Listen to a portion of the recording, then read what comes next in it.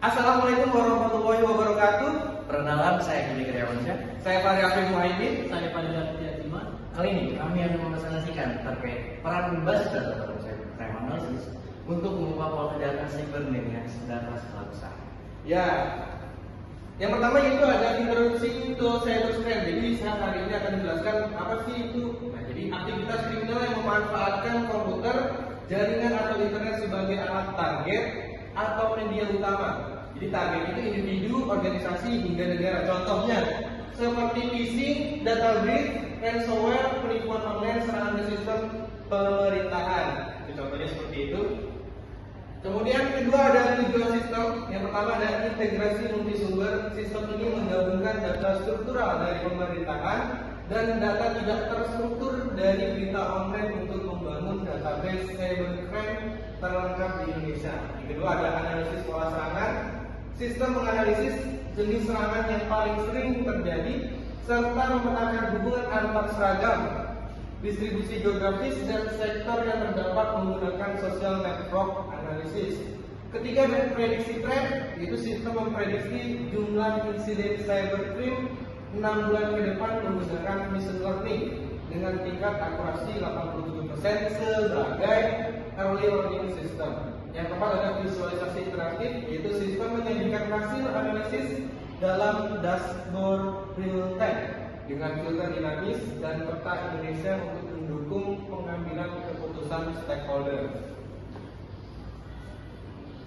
Yang ketiga ada sumber data internal dan eksternal. Dilanjut oleh Mas Fadil.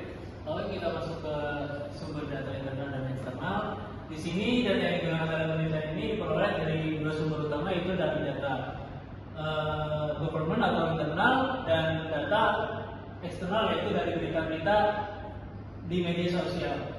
Data eksternal itu dikumpulkan melalui proses web scraping menggunakan library PeopleSoft dengan mengambil artikel dari berbagai portal berita dari nasional yang membahas insiden dan isu keamanan siber di Indonesia.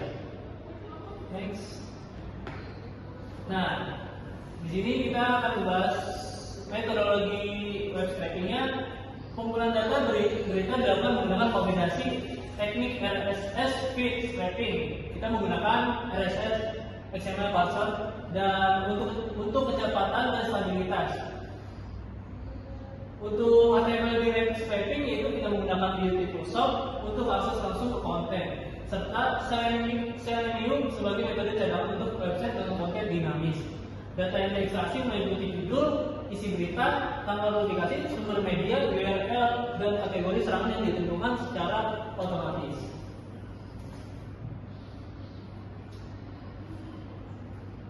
Oke, kita masuk ke konsep social networknya atau SNE.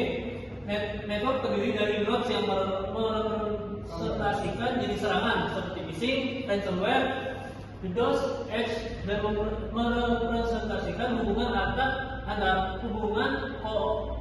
konkurensi serangan terjadi bersamaan, dan exploit yang menunjukkan frekuensi hubungan tersebut. Dengan SNE kita bisa melihat aktor mana yang paling berpengaruh atau jadi hubungan dalam pola serangan siber. Selanjutnya akan dilanjutkan oleh Mas Eki Fikri. Oke. Selanjutnya kita akan masuk ke dalam prediksi tren atau time series. Di sini kita menggunakan modal time series yang digunakan untuk memprediksi tren serangan cybercrime dalam 6 bulan ke depan. Autoprediksi menunjukkan kecenderungan peningkatan atau penurunan serangan di masa mendatang. Boleh di next? Oke. Jadi untuk kesimpulannya, sistem analisis data cybercrime Indonesia berhasil mengintegrasikan data sumber pemerintah dan media online ke dalam satu kluster analisis terpadu melalui analisis big data dan social network analysis. Sistem mampu mengungkap pola terkait penting serangan yang sebelumnya sudah diidentifikasi. Penerapan machine learning memungkinkan sistem memprediksi tren serangan cyber crime 6 bulan ke depan sebagai bentuk early warning. Dashboard interaktif berbasis streaming menyajikan hasil analisis secara visual dan real time sehingga mudah dipahami oleh stakeholder. Secara keseluruhan, sistem ini memberikan insight berbasis data yang dapat digunakan untuk mendukung pengambilan keputusan dan upaya pencegahan kejahatan siber di Indonesia. Ya, mungkin untuk demonstrasi boleh ditampilkan. Oke, jadi berikut adalah tampilan dari dashboard cybercrime analisis Indonesia. Jadi di sini kita bisa melihat di dashboard ada jumlah networknya, lalu ada total insiden, ada sektornya, sama jenis serangan teman-teman. Dan di sini kita bisa melihat di sini ada attack distribution, di mana puncak di atasnya itu ransomware, lalu ada malware, phishing, social engineering, dan data breach. Sisanya bisa teman-teman akses lagi. Lalu untuk target serangan yang menjadi serangan utama di sini rata-rata dari media, terus kesehatan, terus perbankan, keuangan, manufaktur, energi, telekomunikasi, digital dan e-commerce, teknologi informasi, dan sektor pemerintahan.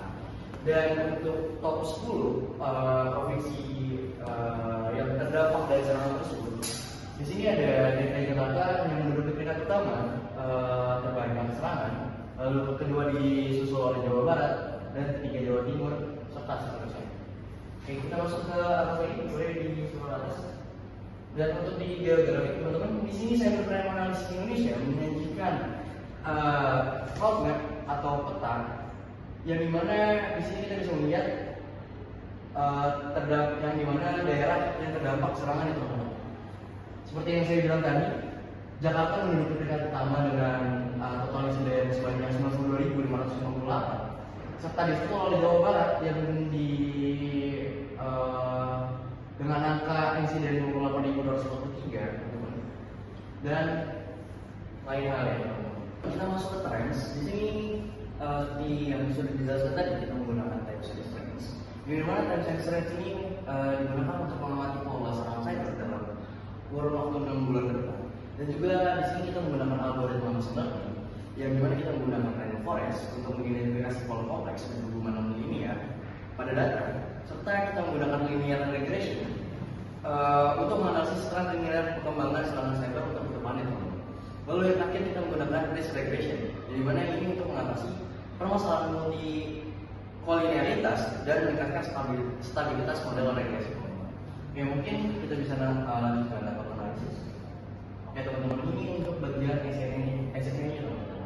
Di sini seperti yang kita lihat ada top central text yang dimana kebanyakan kata-kata teman-teman di sini, dan untuk di map seperti ini teman-teman untuk SNE-nya.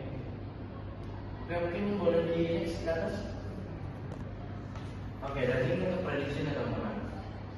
Dari model kita, dan ini juga masih harus perkembangan lagi teman-teman sebenarnya. Untuk sementara kalkulatornya ini mencapai 84% teman-teman. Di sini bisa kita lihat untuk boleh scroll dulu. Nah, ini kita bisa lihat untuk analisis 6 bulan ke depan gimana perkembangan serangan cyber teman-teman. Dan karena sekarang ini kita mengambil data kewenangan dari 2023 karena minimnya informasi serangan cyber teman-teman. Jadi kita perlu mengembangkan lagi untuk algoritma machine learning ini teman-teman. Jadi untuk sekarang kalkulatornya masih belum bisa dipastikan secara detail, dan ini juga masih dalam proses pengembangan. Jadi seperti ini dulu. Oke. Untuk di news teman-teman, di sini juga kita bisa melihat apa aja sih serangan-serangan terbaru dari portal-portal berita yang trusted. Misal dari The Hacker News, terus mungkin dari Komdigi atau media berita lainnya serta media sosial lainnya teman-teman. Dan di sini kita juga bisa akses dari web tersebut, jadi teman-teman bisa baca dan update secara real time gimana perkembangan dari serangan cyber ini teman-teman. Ya mungkin itu aja sih yang bisa kita sajikan. Oh ya, satu lagi teman-teman. Ini ada data explorer di mana kita pengambilan datanya teman-teman, full data saja.